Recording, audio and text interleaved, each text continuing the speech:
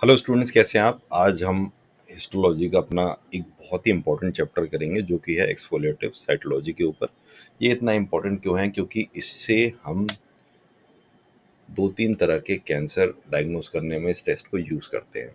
देखिए, बायोप्सी बहुत important test होता है, लेकिन बायोप्सी जनरली तभी कराई जाती है जब हमें बहुत ज़्यादा अंदेशा हो कि वहाँ पे कैंसर के सेल्स ऑलरेडी हैं और उनकी ग्रोथ हो रही है, यानी उनकी मैलिग्नेंसी चेक करने के लिए कराई जाती है। और बायोप्सी एक्सपेंसिव होती है और इन्वेसिव होती है, यानी कि उसमें स्किन का मतलब बॉडी का एक पार्ट निकाल के करते हैं। तो बायोप्सी प्रेफर्ड होती है जनरली आफ्टर ऑपरेशन। लेकिन अगर हमें डॉक्टर को अगर एक हिंट लग रहा है कि यार दिस कैन बी, और वो रूल आउट करना चाहता है कि कहीं ये कैंसर तो नहीं है, तो इसलिए हम एक्सफोलिएटिव साइटोलॉजी यूज़ करते हैं। तो आइए इसको हम देखते हैं। इतना इंपॉर्टेंट चैप्टर है हमारा इंट्रोडक्शन। एक्सफोलिएटिव साइटोलॉजी एक सिंपल और क्विक टेस्ट होता है जो बायोप्सी का ऑल्टरनेटिव है। इसमें हम बॉडी की सरफेस से गिरने वाले सेल्स को कलेक्ट करके एग्जामिन करते हैं। इसमें हम ज़्यादा उस पर इन्वेसिवली नहीं जा रहे, बल्कि बॉडी खुद जो सेल्स डिस्पोज कर रही है उसी को हम पकड़ के एनालाइज कर रहे हैं। ये सिर्फ सेल्स के एनालिसिस के लिए यूज़फुल होता है, और रिजल्ट कंफर्म करने के लिए फर्दर साइटोलॉजिकल एनालिसिस ज़रूरी हो सकता है। अच्छा, इसके प्रिंसिपल्स क्या है? ये बायोप्सी जैसा टारगेटेड सैम्पलिंग नहीं करता, बस शेड या स्क्रेप्ड सेल्स का एनालिसिस होता है, और इसमें हम एटिपिकल या मलिग्नेंट सेल्स डिटेक्ट किए जा सकते हैं। इसका एग्जाम्पल हो गया पेप्समियर। पेप्समियर हम यूज़ करते हैं सर्वाइकल कैंसर की स्क्रीनिंग के लिए, या ओरल और माउथ स्वैब्स जो ओरल कैंसर की स्क्रीनिंग के लिए हो गया।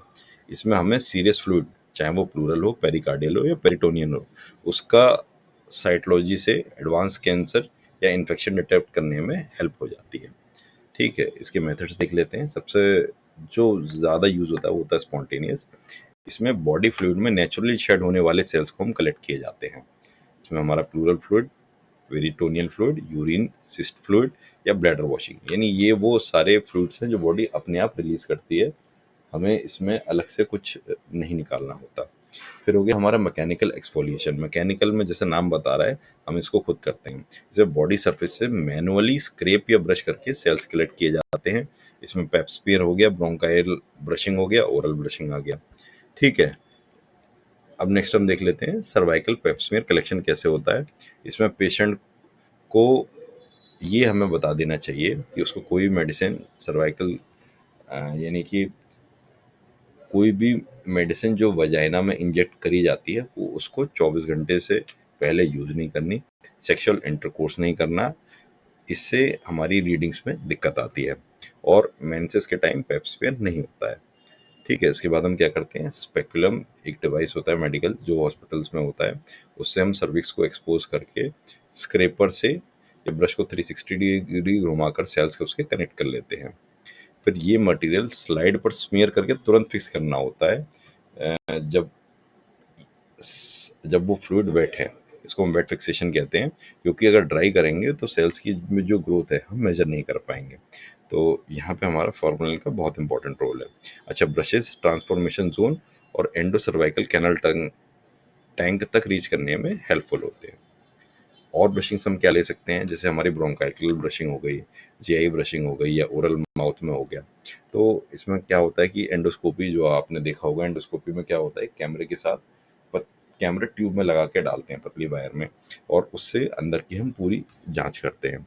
तो अगर हम उस एंडोस्कोपी में हमें कहीं भी लीजन्स दिखें, लीजन्स मतलब घाव, सीधे सीधे में कहीं भी घाव दिखे, या और भी कोई ऐसी अनवांटेड ग्रोथ दिखे वहाँ पे, तो हम उसी में एक ब्रश लगा के वो सैंपल को कलेक्ट कर देते हैं।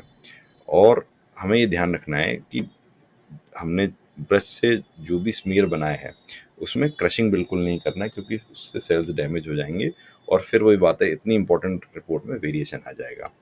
और बेस्ट केस यही होता है कि जो भी साइटोलॉजी कर रहा है वो तुरंत स्मीयर उसका बना दे, जिससे कि जो सेल्स की एग्जैक्ट कंडीशन है वो तभी निकल के आ जाए।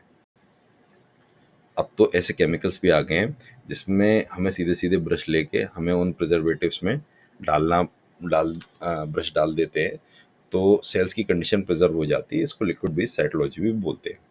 फिर स्लाइड को हैंडल कैसे करनी है, क्या स्टेनिंग करनी है। अगर हमारे पे सिंगल स्लाइड है तो हमें पपानी क्लाव स्टेन यूज़ करना होता है। ये थोड़ा नाम अजीब है, लेकिन सिंगल स्लाइड पे इसी से काम हो जाएगा। अगर मल्टीपल स्लाइड्स हो तो कुछ को हमें एयर ड्राई करना पड़ता है एमजीजी स्टेनिंग के लिए, और कुछ को वेट फिक्स करना पड़ता है पेप स्टेन के लिए। ठीक है। फ्लूइड की स्पीशीज, फ्लूइड के जो हमने स्पेसिमेन लिया है उसकी क्या वॉल्यूम आई है, क्या कलर आई है, क्या क्लैरिटी नोट आई है, ये हमें नोट करनी चाहिए। इससे हमें प्राइमरी डायग्नोसिस बनाने में आसानी रहती है, क्योंकि जब आप बार बार साइटोलॉजी करेंगे ना अलग अलग, तो हमको ये आइडिया लग जाता है कलर से, क्लैरिटी से, कि ये सैंपल की रिपोर्ट का एस्टिमेशन क्या आएगा। यही टेक्नीशियन का सबसे बड़ा गुण होता है, क्योंकि एक टेक्नीशियन एक टेस्ट को दिन में कई बार कर रहा है। ऐसा वो सोचो जब 1-2 साल तक कर लेगा, तो प्राइमरीली जो उसका इंट्यूशन आता है कि इस टेस्ट के रिजल्ट ये आएंगे, वो वही आते हैं। इसीलिए एक्सपर्ट जब आप किसी फील्ड में बनेंगे, तो कोई भी फील्ड छोटी नहीं है, और किसी हर फील्ड में आप अगर ऊपर ही ऊपर तैरना चाहेंगे तो उसमें आपको उतनी सफलता नहीं मिलेगी। अच्छा, इसके बाद हमें सेंट्रीफ्यूगेशन करना है, उससे सेल्स हमारे कंसंट्रेट हो जाएंगे और स्मीयर बन जाएगा आराम से।